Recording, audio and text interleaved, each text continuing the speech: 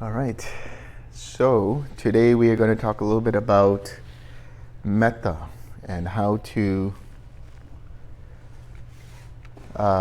bring it up into your daily practice now that you go off of retreat.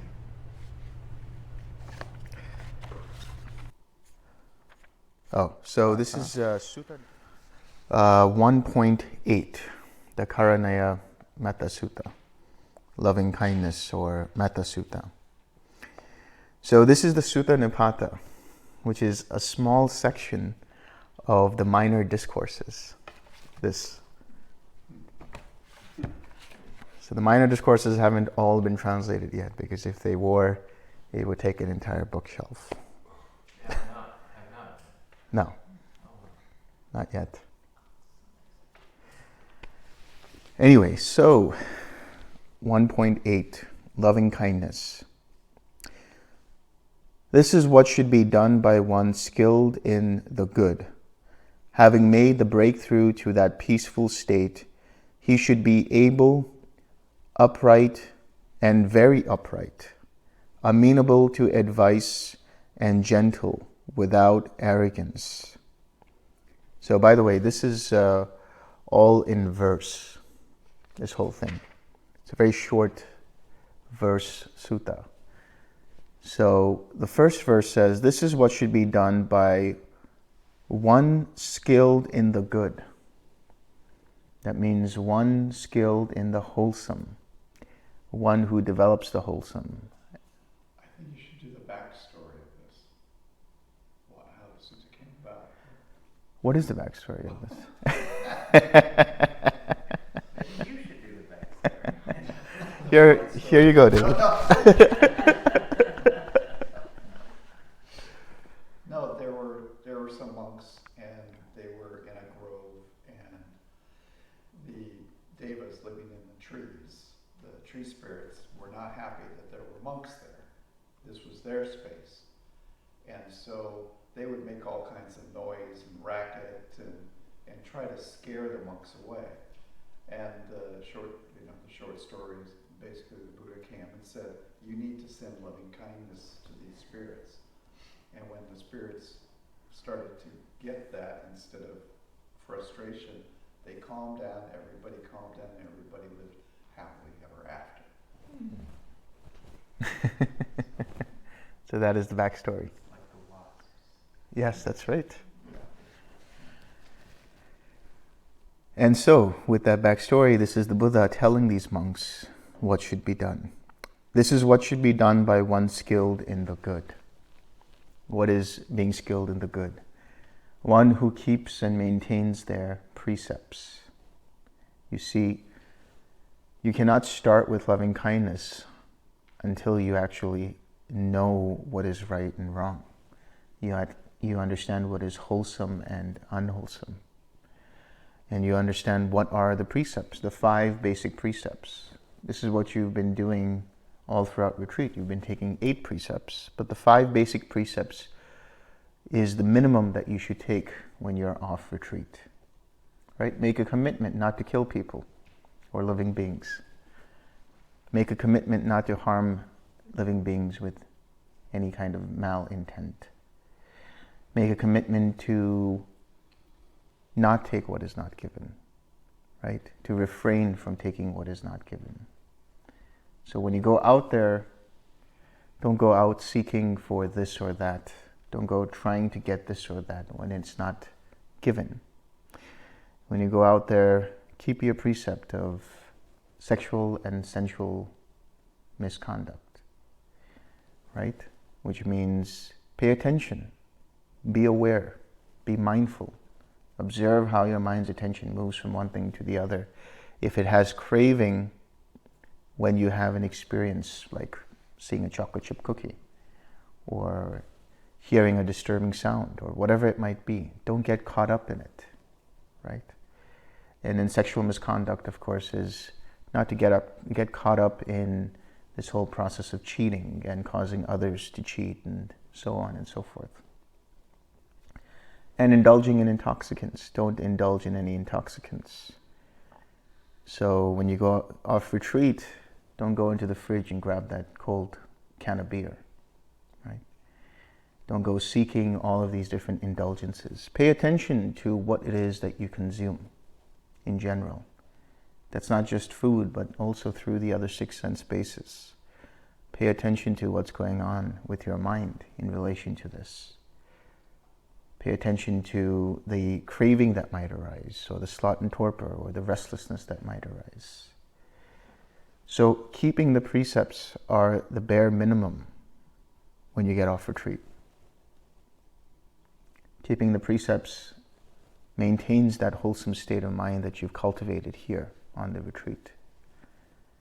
So that means that so long as you keep the precepts, your mind will continue to be sharper, clearer over time.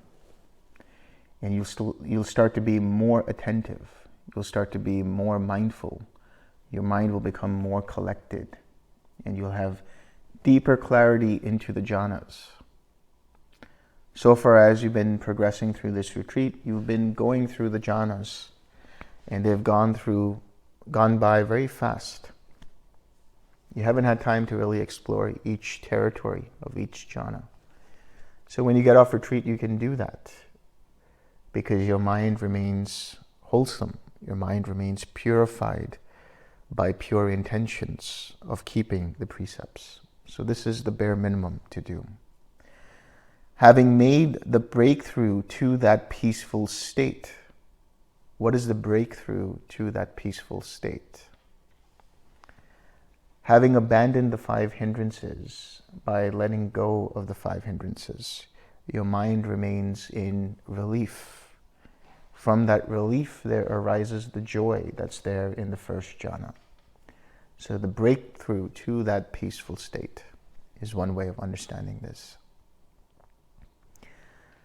When you recognize the hindrances and you let go of them, not just in the meditation, but in your daily life, notice when the mind is agitated with sensual craving, agitated by aversion, agitated by restlessness, by doubt, or gets dull through sloth and torpor. When you recognize this, release the attention from that, relax the tightness and tension, come back to the smile, come back to something wholesome, come back to what it is that you're doing in the present moment. You start to sharpen your mindfulness. You continue to develop the practice. You continue to activate the enlightenment factors that allow you to get into that peaceful state. Those states include the joy of jhana. Those states include the equanimity of the 4th jhana and tranquility and so on. So every time you make right effort, every time you make the right effort, every time you apply the right effort, that is the 6 R's, you have mindfulness, which leads to collectedness, which leads to a mind ripe for jhana. He should be able, upright and very upright, amenable to advice and gentle, without arrogance. He should be able, meaning your mind has to be clear. Your mind has to have the capacity to get to jhana, unagitated.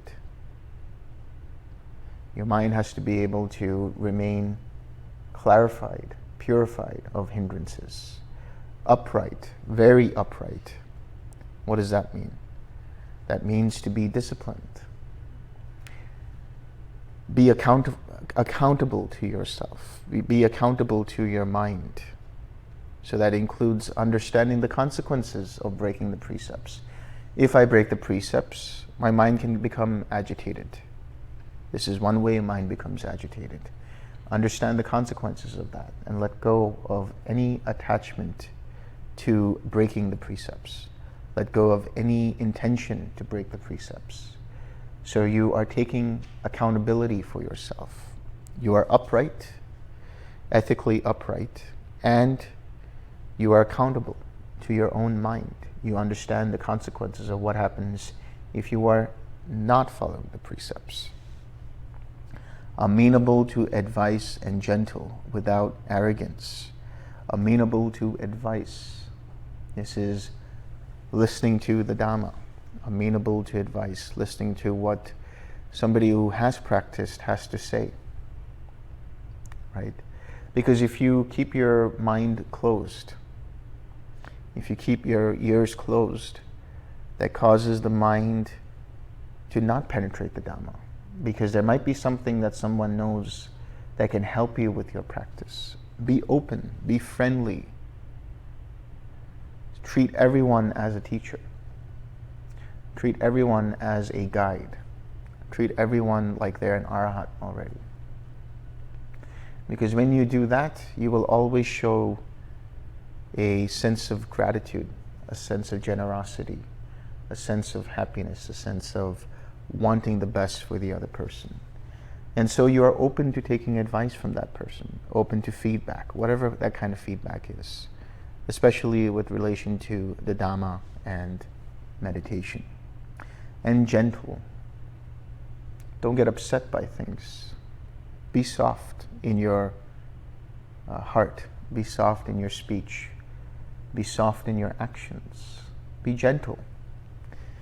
When you get off retreat tomorrow and you go to wherever it is that you're going, whether you're driving or whether you're taking a plane or whatever it might be, especially when you're going to go get on a flight, when you go to the airport, what happens? You get into the hustle and bustle of everything that's going on. You get into all of this activity that's going on. And then you stand in line to check in and notice what's going on. Is the mind rough and coarse and impatient while it's on the line to check in? Or is it with loving kindness? Is it patient? And then when you approach the person at the check-in counter, send them loving kindness. Be gentle. They're meeting with so many people with such long hours on a daily basis. And more often than not, they're met with people who are not kind, who might be rude, who might be pushy. But if you send loving kindness to them, you can see how their attitude changes. If you use loving and kind words, loving and kind gestures, loving and kind intentions, notice how they reflect that back to you. And it's not just there, it works anywhere. When you meet a person for the first time, have the intention, look in their eyes and send them loving kindness. They'll immediately feel different. They'll feel a shift. They'll want to help you. They'll want to be open to what you have to say. And so whatever it might be, if you see a person suffering, send them loving kindness, send them compassion, wish them to be free of that suffering. If you see that somebody is successful at something, don't be jealous of it, don't be envious of it. Have mudita for them. Celebrate in their success. Be happy for them. If people are irritating you, if people are agitating you, or circumstances are agitating you, notice that, recognize that, let that go. Bring back the smile and stay with equanimity. Keep a mind that is balanced. So when we have impatience, how do we develop patience? Have equanimity. 6R. 6R the impatience. 6R. 6R the impatience. Let go of that and develop equanimity. Because the equanimity, the equanimous mind, doesn't get pulled in this direction or the other. It's here, completely here, in the present moment. And without arrogance. Arrogance here has different kind of connotations. Presuming that you are better than that person, or presuming that you know more than the other person, or presuming that you have better skills, presuming that nobody has to tell you what to do. Presumption, right? This presumption causes a lot of mistakes. This arrogance causes a lot of mistakes. Always be open to learn things. Always be open to see what people have to say. This is very practical, mundane life advice. But when you go around, and let's say you are at a boardroom meeting, or you're sitting around with people, and they have a brainstorming session, sure, you can chime in. And they might want to know everybody's input. But be open to be the last person to speak. Don't be arrogant and say, all right, I'll tell you what I think we should do. You might look stupid in the end. But if you wait and let other people come into the conversation, allow them to give them their inputs, you learn from what they're saying and you can add on to it. You're able to actually then have good clarity on what people are thinking and then be able to provide something that's beneficial, be able to provide something that's useful. These little things, these little actions, these little ways of developing speech in a beneficial and harmonious manner have a great effect on the mind. Every time you're able to 6R these things like arrogance and jealousy and anger and irritation, and then replace it with their antidotes through the Brahma Viharas. Every time you do that, it translates to a better meditation. And every time you have a good meditation, it translates to a better day. It translates to better living situations with whatever it is that you're dealing with. He should be content and easily supported of few duties and a frugal way of living, of peaceful faculties and judicious, courteous, without greed when among families. He should be content and easily supported. Don't have so many demands. Whatever is given to you, accept that with a mind imbued with loving kindness. This doesn't mean that when you're in the lay life you can't go out seeking things. This doesn't mean you can't go out looking for this or that. What it means is understand what your requirements are in life. Understand what your needs are in this life. And see if you can fulfill those and be content in that. Anything beyond that is just extra. It's just perks.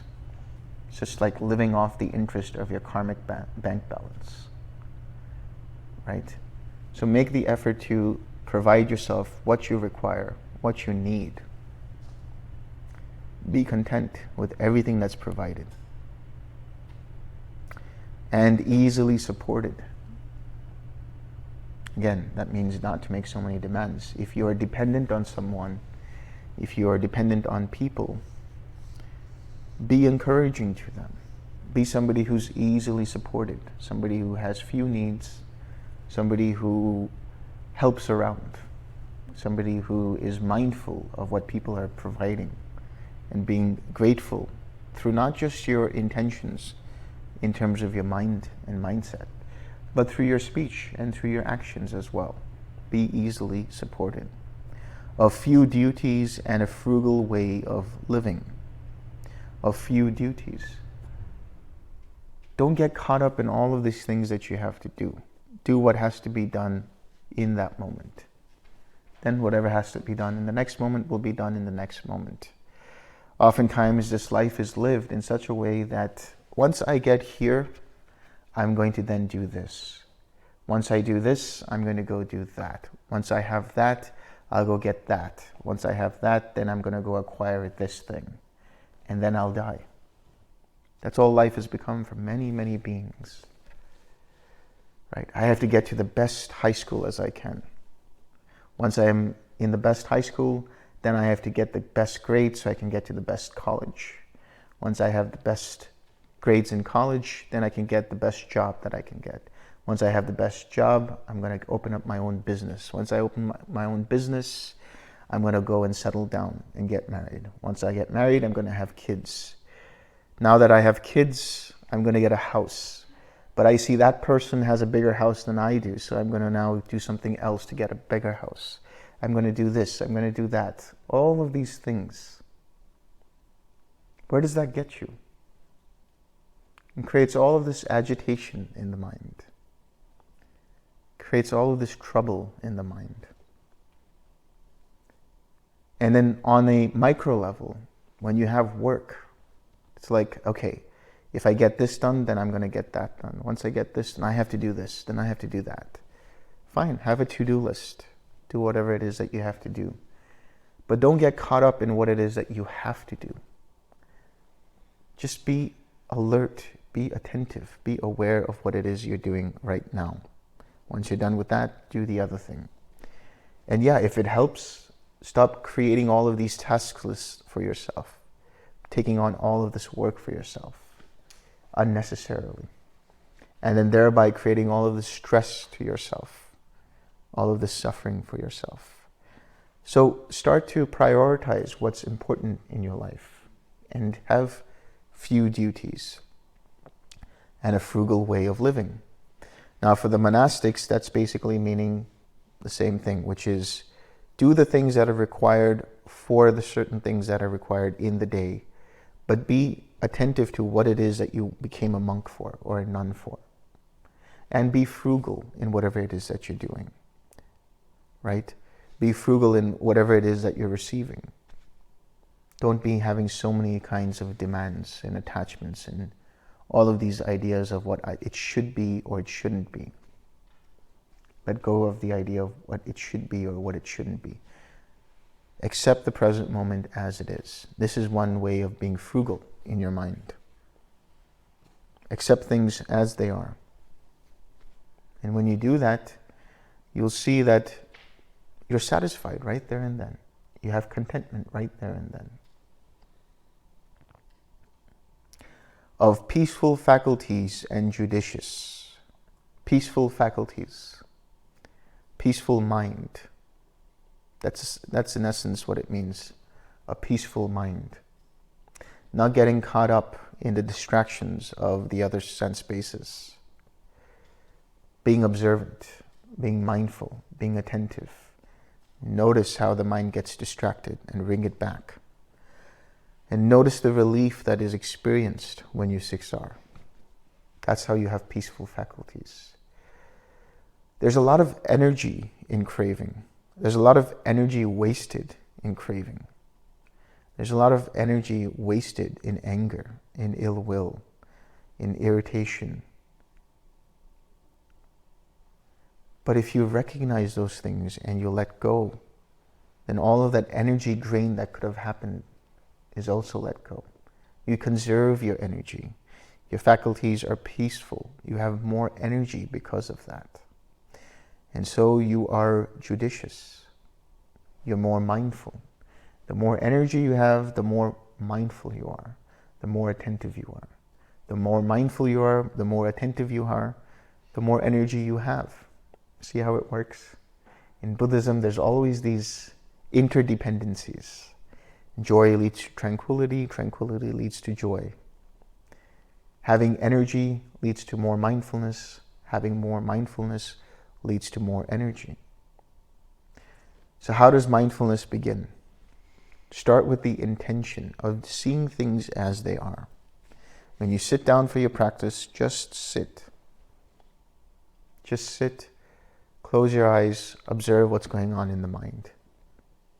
Let go of any hindrances that you might find. Siksar them.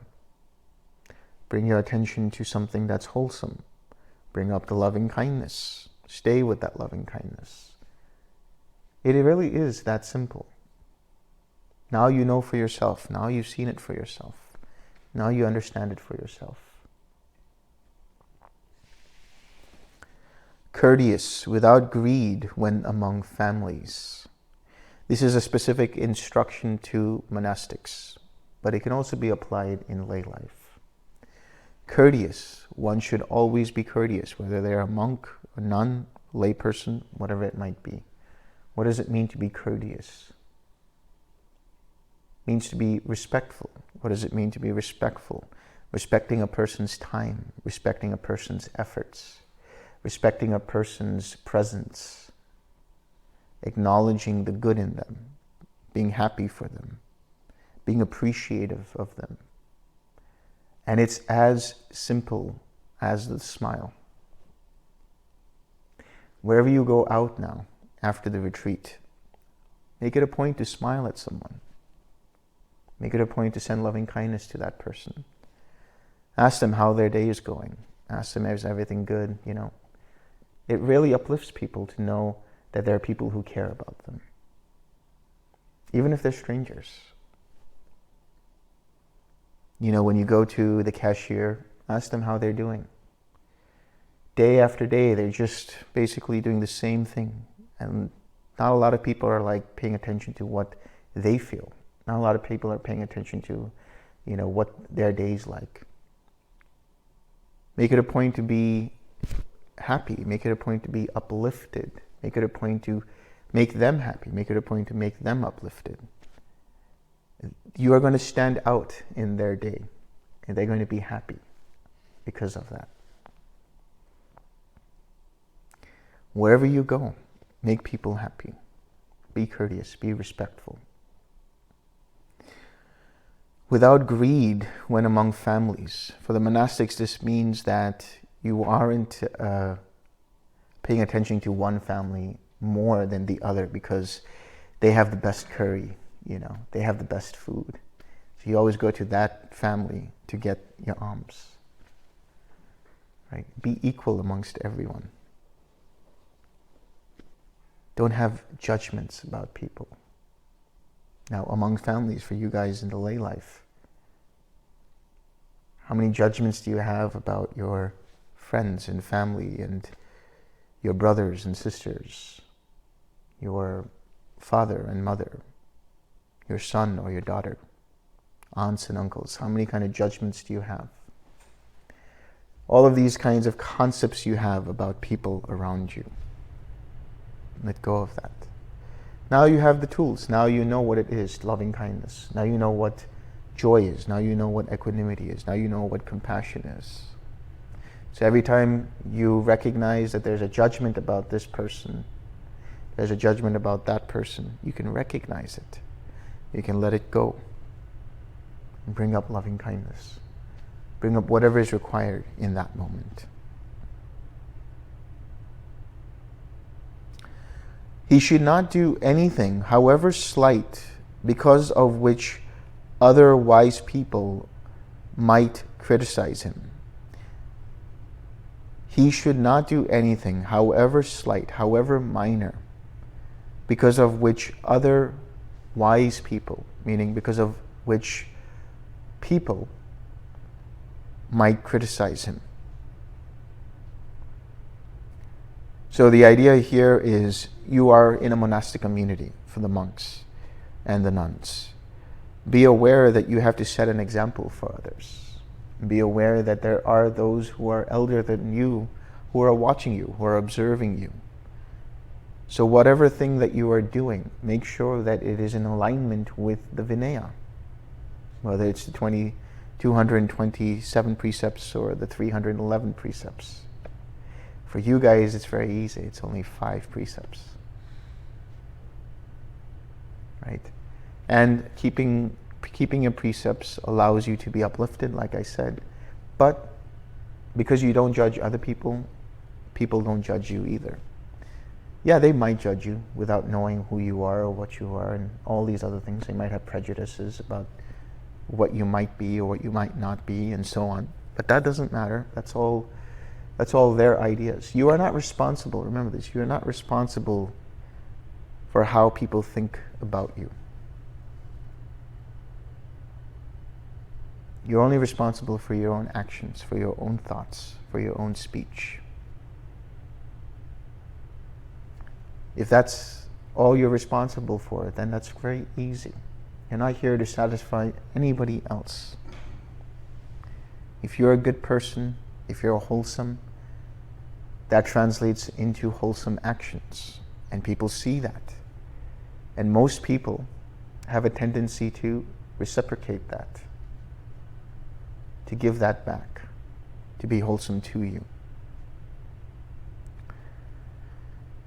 So when you're out there in the world, set an example for people.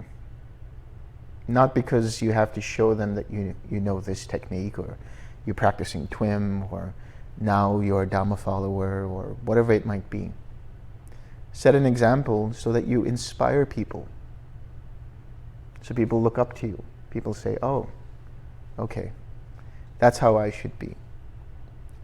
When you inspire people, then people will look to you and say, what is it that you're doing? Then you have an opportunity to tell them, this is what I'm doing, if you want to. And now he starts and he says, may all beings be happy and secure. May they be inwardly happy.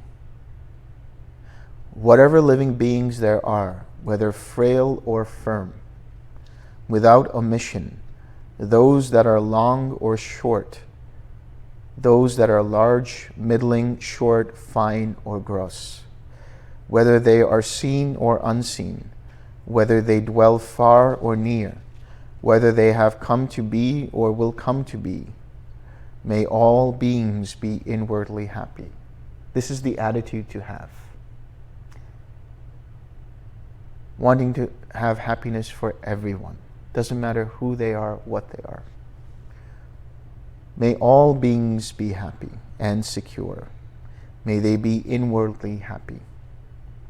Whatever living beings there are, whether frail or firm, without emission, all beings, those that are long or those that are large, middling, short, fine, or gross, whether they are seen or unseen, whether you see them here before you or whether you think about them and they're not here right now, whether they are near or far, whether they are here or whether they're living on the other side of the planet, seen or unseen. They could also include devas, they can also include tree spirits, that can also include all kinds of things that you don't see. May all beings be happy.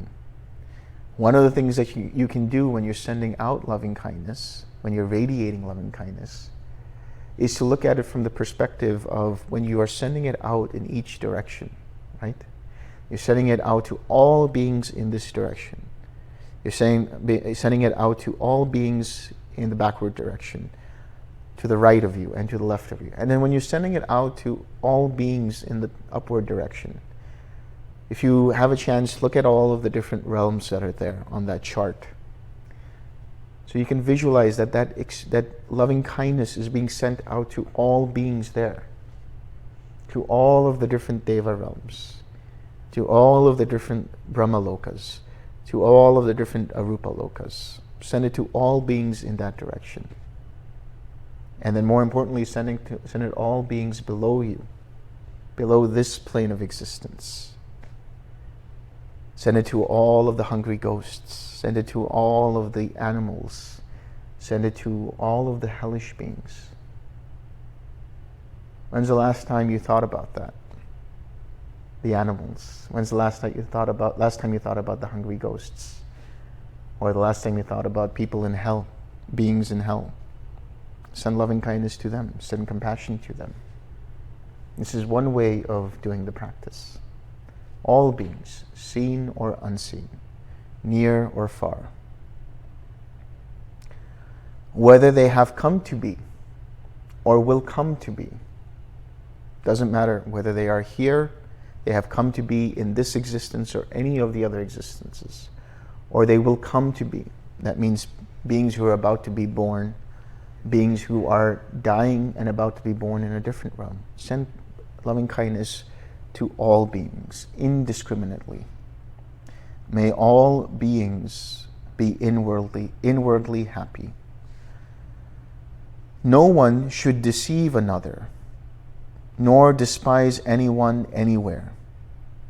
Because of anger and thoughts of aversion, no one should wish suffering for another.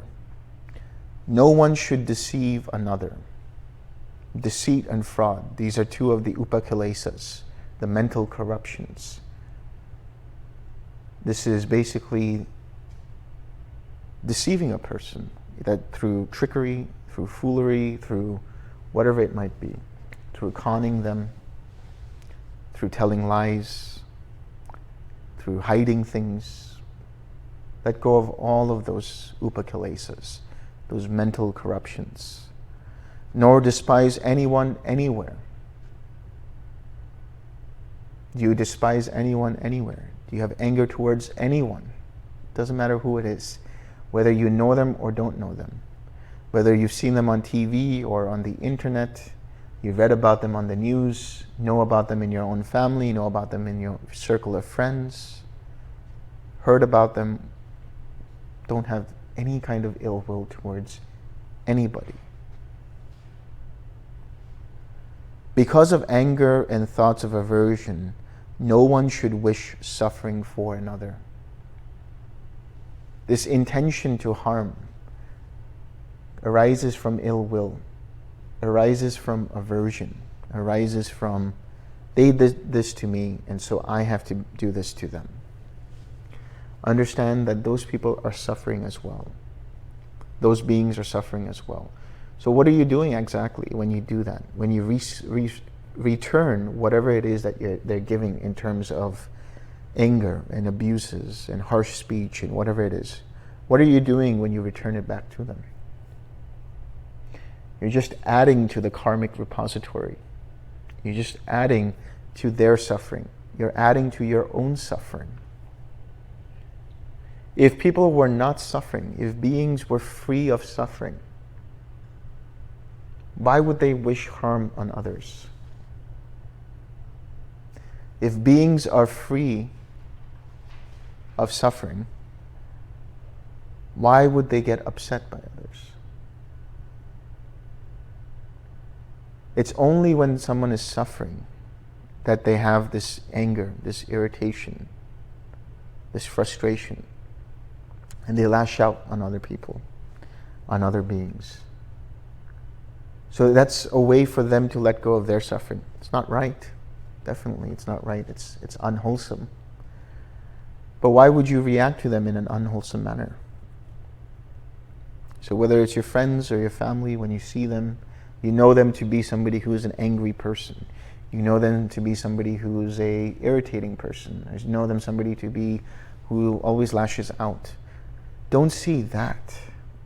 Have the compassion and the capacity to see the suffering behind that. And if you have to, forgive them.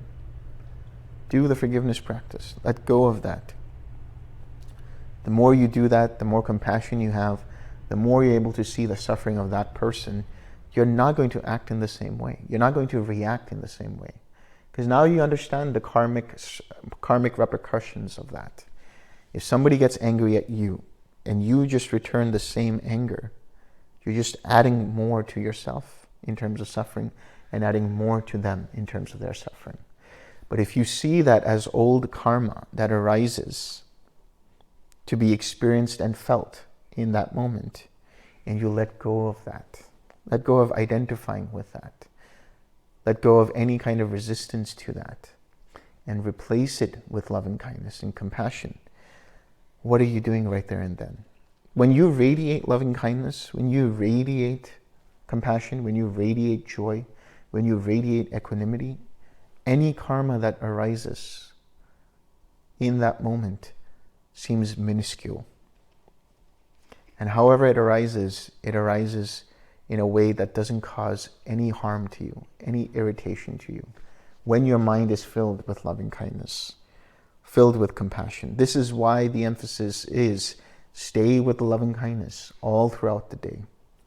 Because everything that arises is then responded to from that loving kindness, from that compassion. So when you have that compassion and you realize the other person is suffering, are you going to lash out at them? Treat everybody like they are somebody who is suffering. Because you know what suffering feels like. You know what it feels like to be in suffering. You know what it feels like to be, upset by something. You know what it feels like to be betrayed. You know what it feels like to be hurt. You know what it feels like to be in grief. You know what it feels like to be in pain. So when somebody reacts in an unwholesome manner, understand that to be their ignorance. Maybe they do know better, but in that moment they're ignorant. They're like a little kid. And what do you do with little kids? You explain to them, right? You understand that they are ignorant in that moment. And you let it go. And you try to cheer them up. You try to uplift them. So when you understand their suffering in that way, that you have suffered yourself,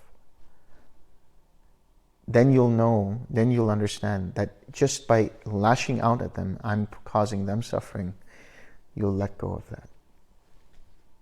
And you send them loving kindness instead. By action, one becomes an outcast. Oh, that's the wrong sutta. But that's a cool line there.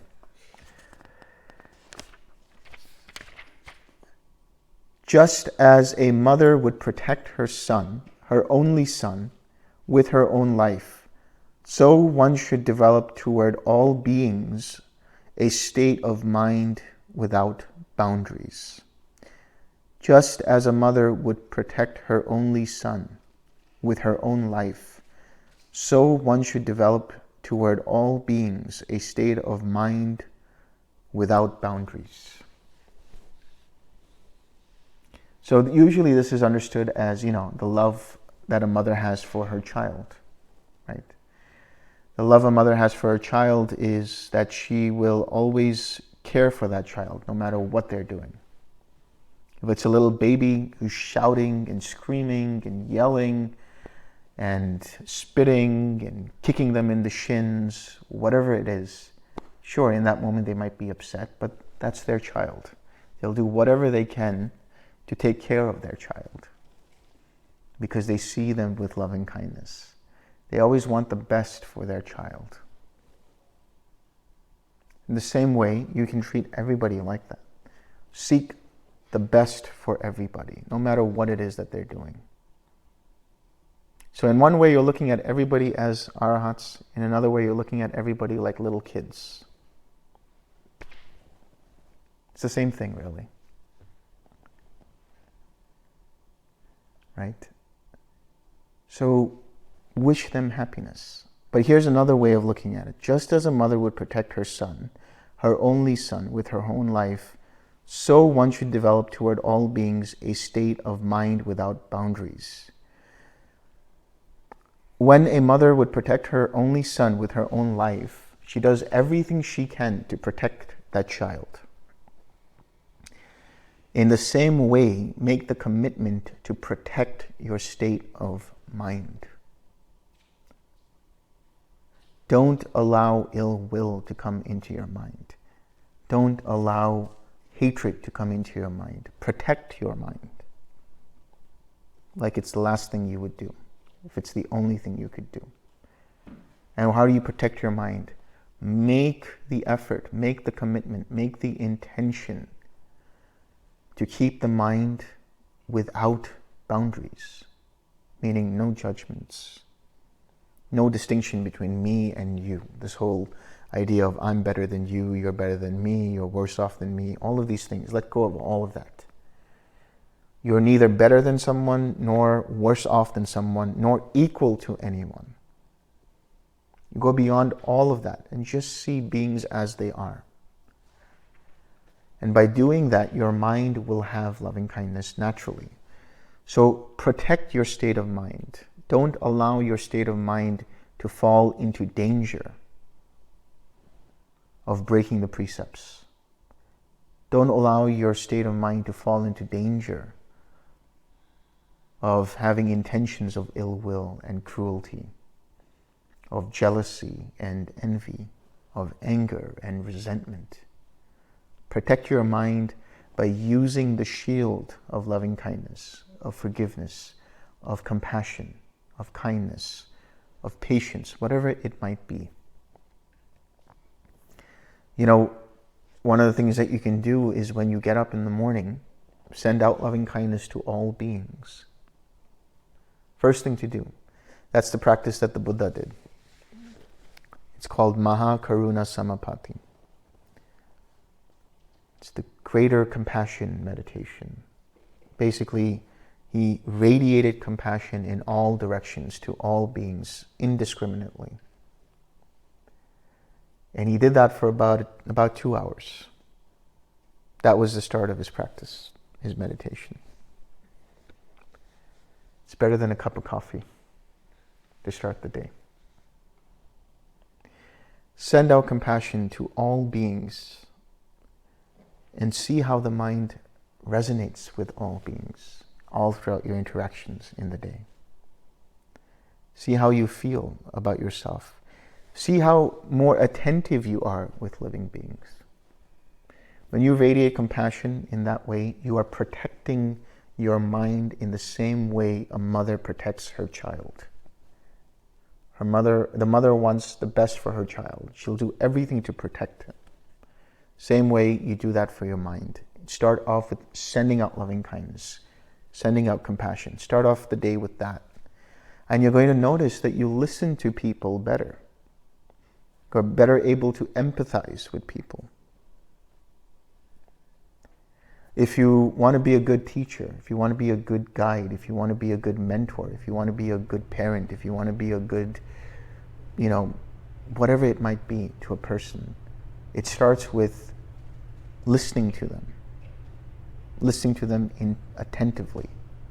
And if you send loving kindness and compassion to all beings, your mindset, the way your mind is geared towards beings, is to actively listen to what they have to say. That's another way of being loving and kind and compassionate. People just want to be heard, but they don't have an opportunity to be heard. All their lives they've been trying to tell their parents something and their parents are busy, or their siblings and their siblings are busy, or their friends and their friends are just half-heartedly listening to them, and so on. Take the time to listen to people. Take the time to really pay attention to what they have to say. And what that means is take the time to pay attention without having to answer or respond to what they have to say in that moment. Listen completely, fully listen. Don't try to, in the back of your mind, formulate what are you going to say in response to what they're saying. Listen to them fully. And toward the whole world, one should develop loving kindness, a state of mind without boundaries, above, below, across, unconfined, without enmity, without adversaries. What is an adversary? What is an enemy? What is a difficult person? It's a concept in the mind. You are my enemy and you are my friend. Why? Why did you decide that this person is your enemy? Just a concept. Oh, it's because they did so and so to me, because they said so and so to me, or they've always been this way to me. So you choose to receive what they say to you, and then you create this idea that they are your enemy. These are all concepts. Let go of that. Oftentimes you might have a discussion with a person, and suddenly that turns up into an argument. And then when that argument is over, maybe it gets over because you walk away or the other person walks away, or even after it's been resolved, what happens sometimes? The next time you see that person, the memory of that argument is fresh in your mind. So the way you respond to them is with that argument in mind. So there's a little bit of awkwardness there. There's a little bit of hesitation there. There's a little bit of reluctance there. All of these other things. But if you see the person for who they are, let go of any mental projections. Let go of any idea of what they did in the past, what they said to you in the past, what you said to them in the past. And in that moment, just see that person as a fresh new person. Whether they're your parent, whether they're your child, whether they're your sibling, whether they're your friend, whatever it is, or your enemy. They're your enemy so long as you decide that they are your enemy. And if they decide you are their enemy, then that's on them. You can't do anything about that. But on your end, from your side, see them as a friend. See them as a person suffering.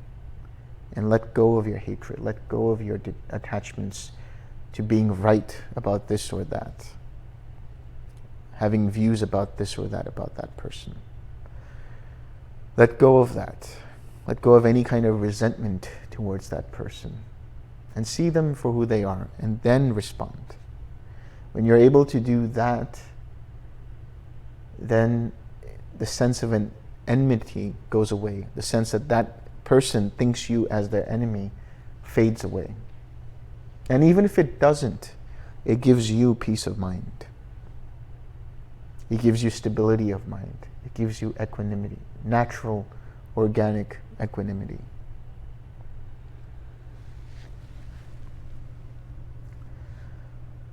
Whether standing, walking, sitting, or lying down, as long as one is not drowsy, one should resolve on this mindfulness.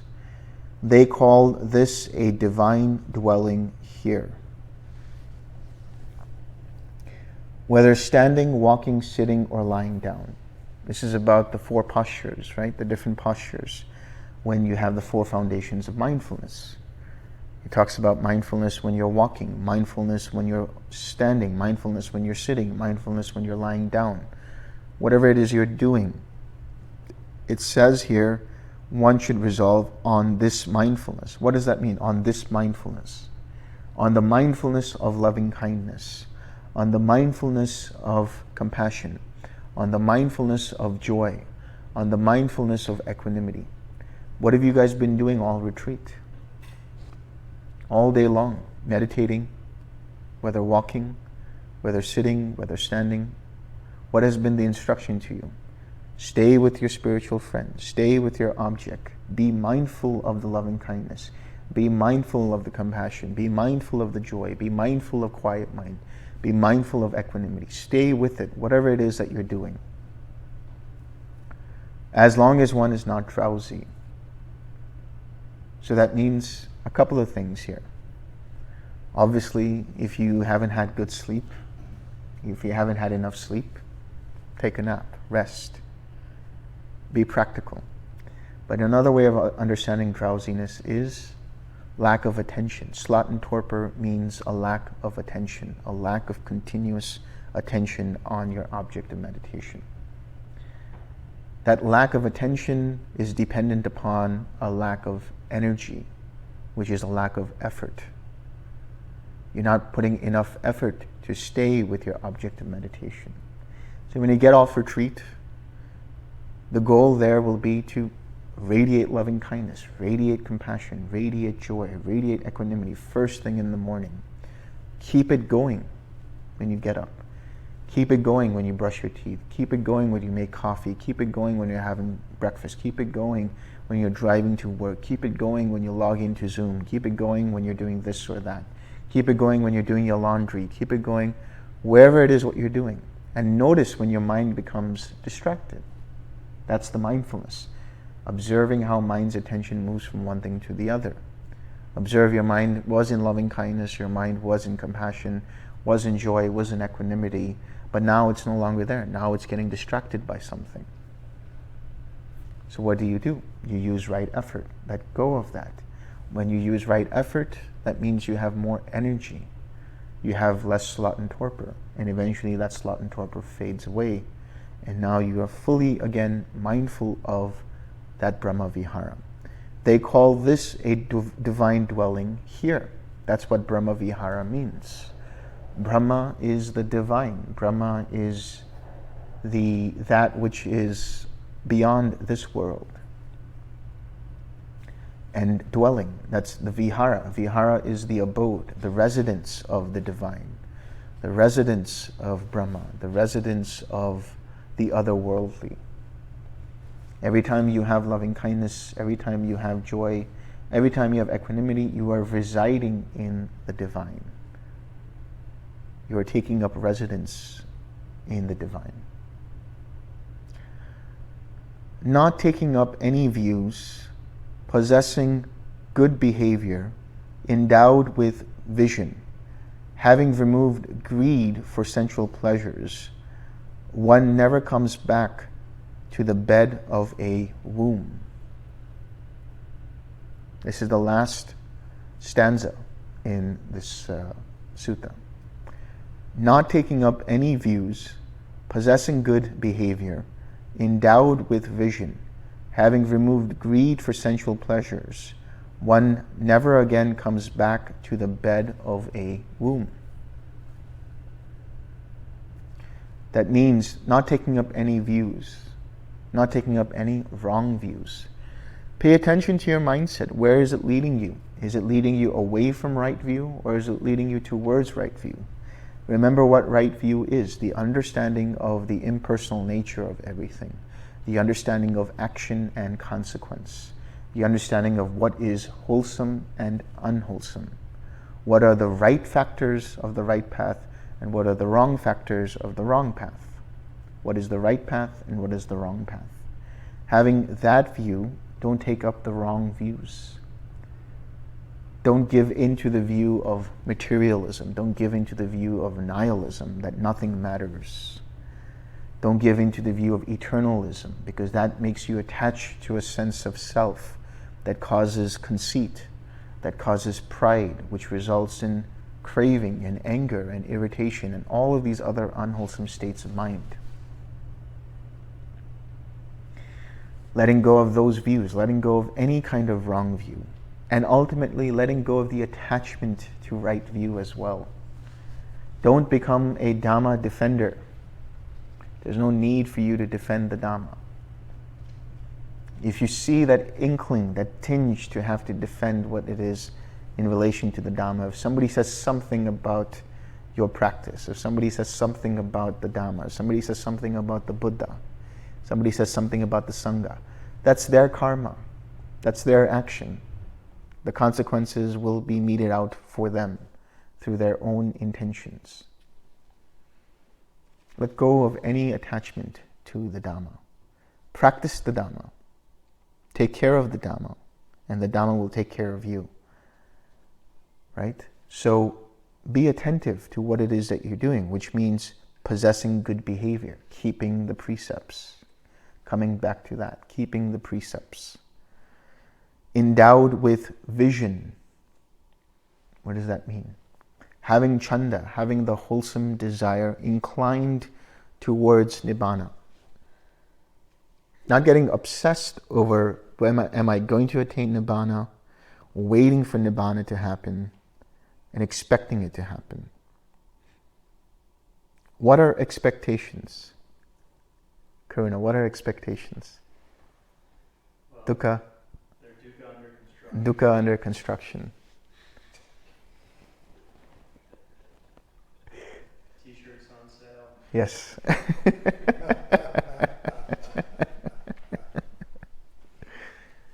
But what else are expectations? Expectations are meant to never be met. There's never been a time when an expectation has ever been met. Either it's been better than you expected or worse off than you expected. How many times has it been exactly as you expected it to be? Very rarely. So let go of any and all expectations of how things should be, how things ought to be, or the things that you have to do.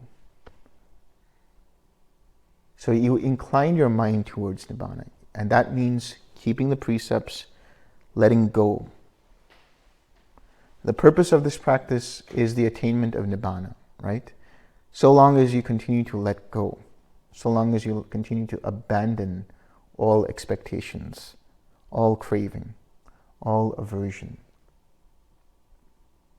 So the purpose will take care of itself so long as you are letting go. Make the effort, 6R. So long as you're letting go by the 6 R's, with the 6 R's, using the 6 R's, you're on the right path. And if you're on the right path, eventually, when you least expect it, it happens. That's why oftentimes when people come out of it, they're like, what was that? Because you completely have no expectation of what was going to happen. And the second time around, it can be more challenging because you know the territory now. And because you know the territory, you're like, oh, just about any second now. And that's what stops you from going further. So let go of any expectations. So endowed with vision, inclining the mind with good behavior, keeping the precepts, with samadhi, keeping the mind collected, using right effort, having right mindfulness, understanding when mind's attention moves from one thing to the other, and having the mind collected with an object. Having removed greed for sensual pleasures, one never again comes to the bed of a womb. This is really referring to the anagami. So having removed greed for sensual pleasures. So how do you let go of the aversion? Keep developing and cultivating loving kindness. How do you let go of greed for sensual pleasures? Be mindful when they arise and let them go. Eventually, the more you walk the path using right effort, using the 6 R's, that leads you to better and clearer mindfulness. Better and clearer ways in which you observe how mind's attention moves from one thing to the other. And so your mind gets more easily collected, more easily ripe for jhana practice. And as you get into jhana, your mind starts to let go even deeper and deeper experiences. This is what happens. Jhanas are levels of cessation. They keep ceasing coarser and coarser experiences. And let go when you're at that stage in quiet mind, where mind starts to become even quieter, even more still. Let's go of all formations. There's still that one formation of I am, this is me, this is mine. Let go of that, relax that. And how do you relax that? Let go of any kind of craving for anything whatsoever. And so that also translates to letting go of all attachment to sensual pleasures as well. This is the way to becoming an anagami. And so for that reason it says one never again comes back to the bed of a womb, because the anagami spontaneously generates into a higher realm. And then ultimately from there, completely lets go of any potential for any kind of existence in the future. And that is the arahat.